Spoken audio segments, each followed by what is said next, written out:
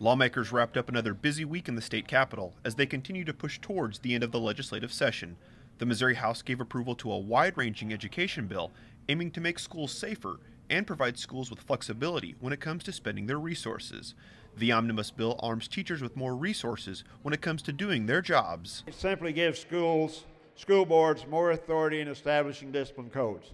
It gives them some direction in reporting acts of violence. It expands to every teacher and others that need to know if there's a student there that has committed an act of violence. The proposal also addresses the issue of cyberbullying. The legislation requires a school district's definition of cyberbullying to include the use of computers, the internet, and other forms of technology to bully a student.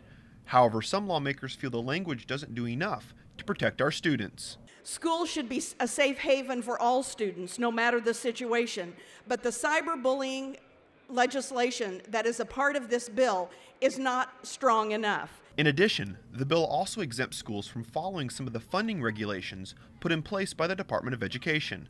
The legislation passed out of the House by receiving more than 125 yes votes and now moves to the Senate for debate.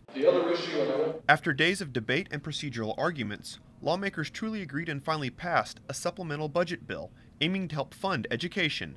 The legislation helps fill some of the holes in the state's education budget. As we discussed with members, I thought it would be worth taking another run at it to focus on what I think is much more key issue, and that's the funding for, in effect, House Bill 2 to backfill the hole that is being created because of the shortfall in lottery and gaming. The legislation allocates more than $85 million to the state's school districts.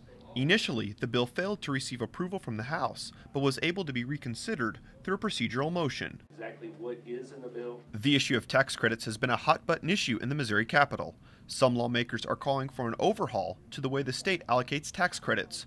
Supporters of the overhaul hope to increase state revenue by placing tighter restrictions on who receives tax credits from the state. The proposal gives the Department of Economic Development a larger role in overseeing the use of tax credits.